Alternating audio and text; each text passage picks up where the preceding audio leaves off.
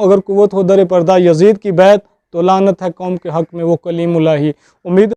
बिस्मिल्लाहिर्रहमानिर्रहीम। अस्सलामु अलैकुम वरहमतुल्लाहि वबरकातुहू। अपने चैनल पर तमाम व्यूवर्स को दिल की अता गहराइयों से वेलकम करते हैं।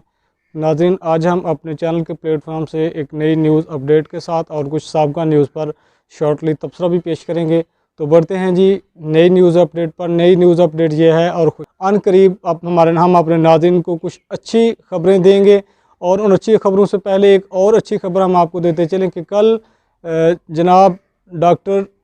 अल्लामा मुफ्ती मोहम्मद अशरफ आसफ़ जलाली दामत बरकातुहुम आलिया आपकी कोर्ट में सुनवाई की तारीख़ है और कारकुनान की एक बड़ी तादाद जो है वो अपने कायल के साथ इजहार यकजहती के लिए वहाँ पर आना चाह रही है। और आपने कल संडे को जो रैली में अल्लामा ज़फ़र बहादुर साहब की बड़ी अग्रेसिव गुफ्तगू सुनी कि वो उनको अदालत के मसाइल भी दरपेश हैं, आपको जो है वो जेल से आप ताज़ा जो है वो ज़मानत पर रिहा भी हुए हैं, लेकिन इसके बावजूद जो उनके करैक्टर की और उनकी बॉडी लैंग्वेज में जो अग्रेसिव गुफ्तगू थी उनकी, उसको उन्होंने अपने तर्ज़ अमल को नहीं छोड़ा। उन्होंने उसी अंदाज से गुफ्तगू की और बल्कि उससे बढ़कर उन्होंने जो है वो वाज़ेह मैसेज दिया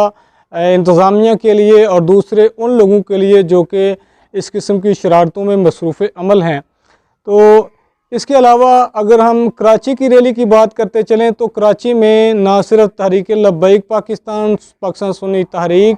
मतलब जितनी भी जमात अहले सुन्नत से तअल्लुक़ रखने वाली शख्सियात हैं, खा उनका तअल्लुक़ नात खानों से है, खा उनका तअल्लुक़ उलमा की कम्यूनिटी से है, यानी ज़िंदगी के हर तबका के जो लोग थे, सिविल सोसाइटी के जो लोग थे, उन्होंने तहफ़्ज़ नमूस रिसालत और तहफ़्ज़ सहाबा इकराम की रैली को जो है वो फीडबैक किया।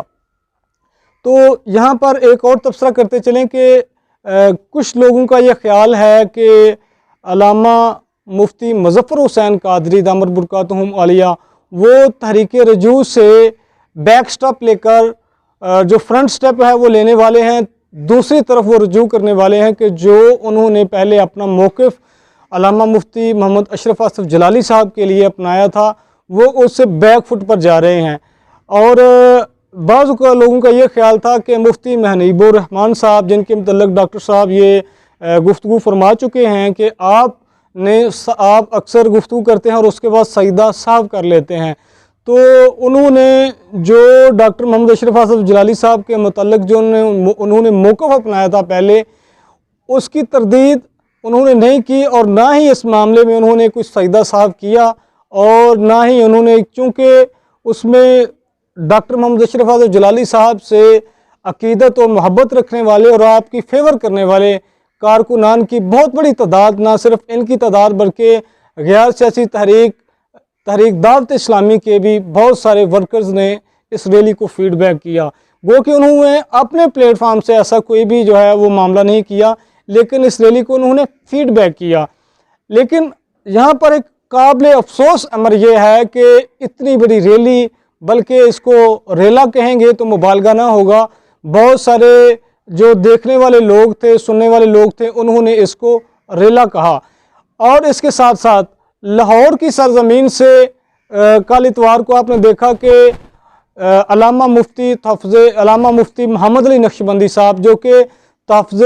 नमूस रिसालत महाज के प्रेसिडेंट हैं, उलमा बोर्ड में भी आपको जो है वो रुकनीत है आपकी, आपको वहाँ पर एक वाज़ेह सिगत हासिल है। उन्होंने जमात अहले सुन्नत की तंजीमात के प्लेटफार्म से एक बहुत बड़ी रैली निकाली और ये रैली कहा जाता है कि साबका रैलियों से बड़ी थी और उसमें कारकुनान का और कायदीन का जो जज्बा है वो एक दीदनी जज्बा था। और उसमें उन्होंने और अल्लामा ज़फ़र बहादुर साहब ने वाज़ेह मैसेज दिया पूरे वर्ल्ड के लिए, इंतज़ामिया के लिए, कारकुनान के लिए और दूसरे नाराज़ और अलहदगी इख्तियार करने वाले कायदीन के लिए कि डॉक्टर अशरफ आसफ़ जलाली साहब के मामले में अगर हम जो चंद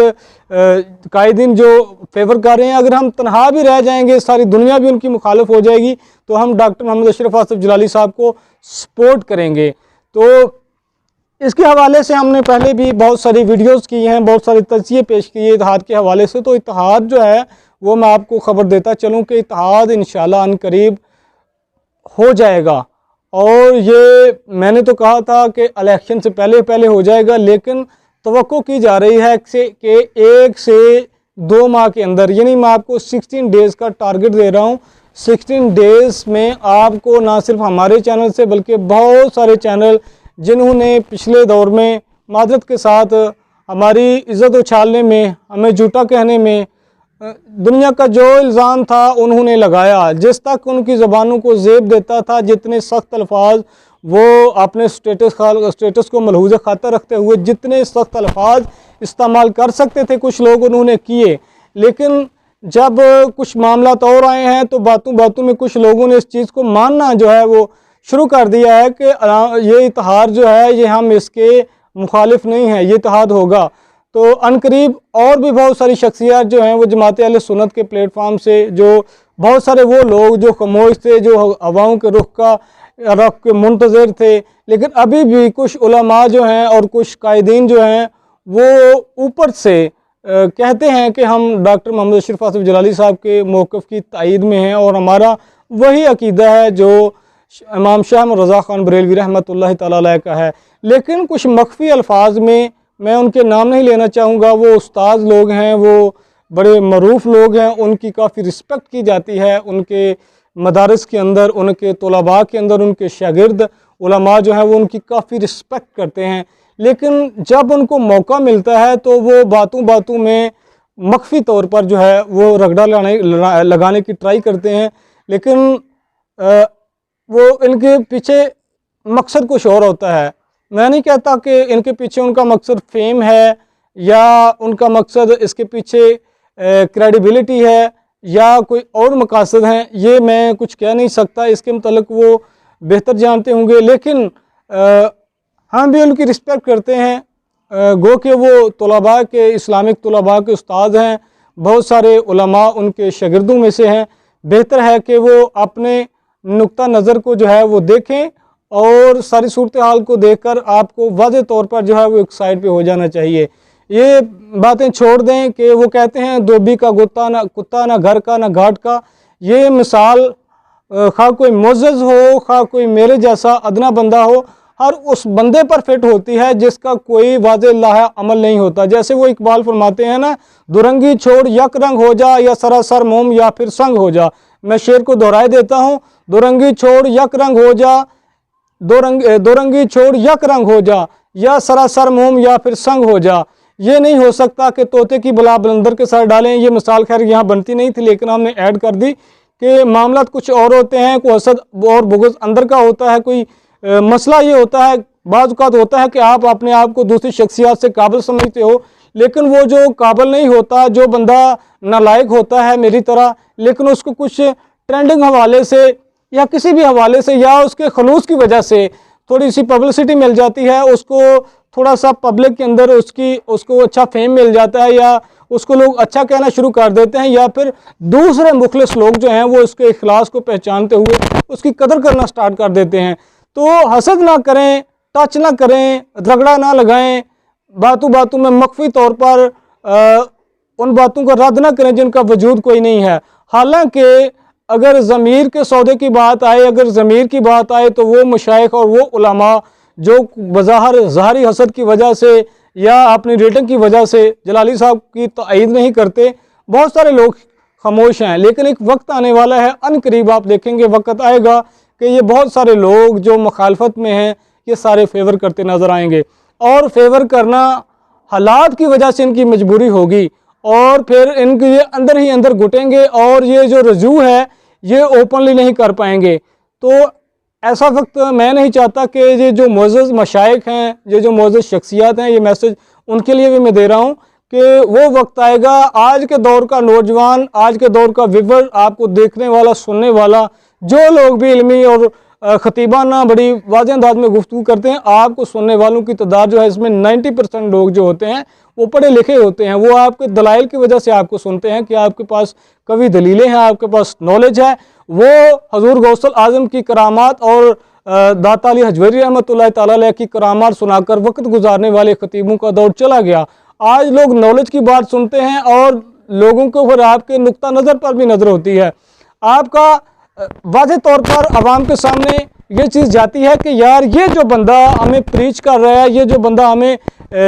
मोटिवेशन दे रहा है इस्लाम की तरफ, इसके ज़ाती अफ़ाल क्या हैं। ये जो हसद पर गुफ्तगू कर रहा है, ये जो बंदा बुग़्ज़ पर, और ये जो बंदा मुहर्रमात पर, और ये बंदा बहुत सारी दूसरे फ़राइज़ व वाजिबात पर गुफ्तगू कर रहा है, इसका अपना तर्ज़ अमल और तर्ज़ फ़िक्र क्या है, ये किस नौइयत की सोच रखने वाला बंदा है। इन चीज़ों को जो है वो अवाम देखती है, सुनती है, अवाम बेवकूफ़ नहीं है। आज का जो यूनिवर्सिटी और कॉलेज का पढ़ने वाला जो तालिब इल्म है, वो भी आपको फतावा रज़विया और कुरान करीम से हवाले देता नज़र आता है। बल्कि ये जो एंड्रॉयड ऐप्स हैं, ये जो टेक्नोलॉजी है, इसने तो बहुत कुछ आसान कर दिया है। तो तवीलात की बजाय या आगे पीछे दाएं बाएं घूमने की बजाय आप एक रुख इख्तियार करें। आप मुखालिफ हैं तो मुखालिफ बनकर सामने आएँ, अगर आप फेवर में हैं तो फेवर करके सामने आए। ये चीज़ अब नहीं चलेगी, ये मामला अब नहीं चलने वाले। वो दौर गया जब आप करामात सुनाकर अकीदतें और मोहब्बतें और नोट और वोट और सपोर्ट यूज़ करते थे, आप उसको जो है वो हासिल करते थे, वो मामला अब निकल गया। तो गुफ्तगू काफ़ी तवील हुई, इसकी वजह से मैं कुछ माजरत चाहता हूँ और कोशिश करता हूँ कि मैं शार्टली जो है गुफ्तगू करके उसको समेटा करूँ, आप लोगों के यहाँ गोश गुजार कर दूँ। ये मैंने एक मख्फी मैसेज छोड़ दिया पब्लिक के लिए भी और उलमा व मशाइख के लिए भी। रिस्पेक्ट करते हैं दिल से जमात अहले सुन्नत के जितने मुखलिस उलमा हैं, सही उल अकीदा उलमा हैं, और हमारे नुक्ता नज़र से तो अक्सरियत में सही उल अकीदा लोग हैं। लेकिन वो कहते हैं, इकबाल साहब का शेर है जो अल्लामा खादिम हुसैन रिजवी साहब भी कई बार नकल कर चुके हैं, मैं भी नकल किए देता